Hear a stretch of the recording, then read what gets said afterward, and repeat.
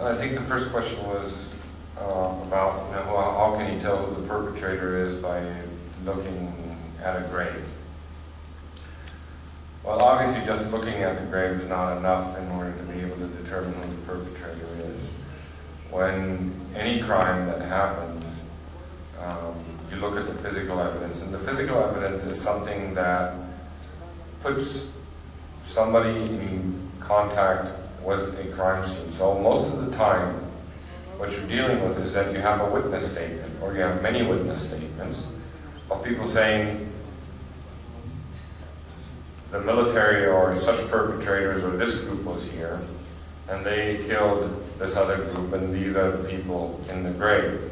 So it's up to the scientists to find out whether the witnesses are being accurate in what they're saying, and to find out what is correct and what isn't correct. So, in that sense, you would be looking at if there's a group of witnesses and says, and we can use an example, say Kulichaki, and says that here's a grave, and there's a witness who says that in this grave there are, I'm giving an example, 1,000 people, okay, and amongst those people are Muhammad, Ismail, who gives you a list of names. So for the scientist to find out, of course, is to look if these people are indeed the people in the grave.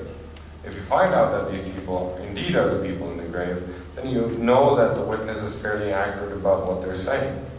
Another thing is that you can look at how they were killed. So in the case example that I gave, was a group of women and children who had been shot in the back of the head. Well, one way to tell whether this was the government or not, at least in the country that I was working in, the government was using Galil ammunition, so NATO rounds, and the military and the insurgency were using AK-47, which are much bigger rounds. So the holes in the heads were not big enough in order to be from AK-47 rounds. So most likely what the witness was telling was a truthful story. So this is where science contributes by looking at it. So forensics alone or science alone will not work. You need to have science that is part of a process of truth-seeking. Because it's also not enough just to let everybody talk and tell their version of the truth. And the strongest person in the room is going to be the one whose truth is going to be imposed on everybody else. It doesn't work that way. So you have to have science as part of the human process of determining what the truth is. سوال اول که در رابطه با مثال را که من دادم در کشور دیگر که شما سوال کردین که چگونه اونا کشته شد و یکی کی کشته باشه، چطور شما توانستین او را پیدا کنید. من میگم که وقتی که ما میخوایم عامل یک قتل یا عامل یک جنایت را پیدا کنیم، تنها بررسی و در مثال یک قبر کافی نیست در اینجا. باید قبر دستجمعی که اگر در اونجا هست او هم بررسی شود، شواهد فیزیکی که در اونجا هست اونا تحلیل شود و بعدا با شاهدای عینی، با قربانیان، با کسایی که این قضیه را شاهدش بودن با اونا صحبت شود و گفتارهای از اونا هم شامل یک تحقیق همه جانبه شود. یعنی تحقیق روی یک مسئله تنها و ادعا کردن و شواهد فیزیکی نیست.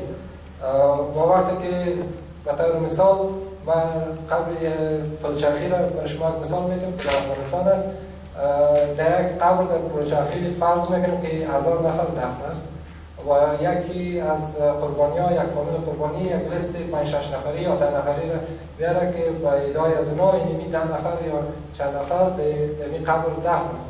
برای یک ساینتیست یا برای یک عالمی که در رشته بدلی تخصص دارد این را که پیدا کنه که آیا همیش اول با قربانی ها مثلا مصاحبه میکنه که اونا قضیه را که اونا تشریح میکنه چی است. بعدا شواهد فیزیکی که در قبل از او را بررسی میکنه که آیا این مطابقت با اون گفته هایی که شاهدان داره یا نه. بعدا میتونه این ساینتیست یا عالم مطابق به شواهد فیزیکی، مطابق به شاهدین عینی که در اون وجود داشته، در این قضیه مصاحبه با اونا، با مصاحبه با فامیلای قربانیان که اونا چی معلومات دارن، بعدا میتونه که قضیه را یک تحلیل نهایی کنه. یعنی تنها شواهد فیزیکی هم کافی نیست، مگر بدون شواهد فیزیکی هم یک قضیه را نمیتونیم تحلیل کنیم.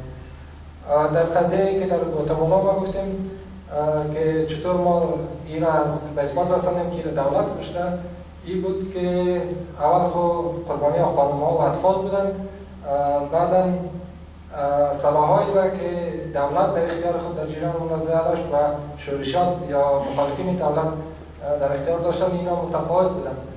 دولت از یک نوع اسلحه استفاده میکردن که به اثبات رسیده بود در اونجا، و بعدا شورشیان یا مخالفین دولت اونا از نوع AK-47 یا کلاشینکوف مثل از او استفاده میکردن که وقتی ضربه از او را یک ساینتیست میبینن، وقتی یک نفر توسط AK-47 ضربه زده شود چقدر تخریبش است و یا اسلحه‌ای را که دولت ازش استفاده میکنه تخریبش چقدر است. این مواردی است که اینا باید تمامش در نظر گرفته شود تا یک قضیه را رویش تحلیل نهایی شود یا تصمیم نهایی گرفته شود که احتمال میره که عامل از این کی باشد. و در تحلیل قضایا تنها اتکا به شواهد عینی بدون شواهد فیزیکی هم درست نیست،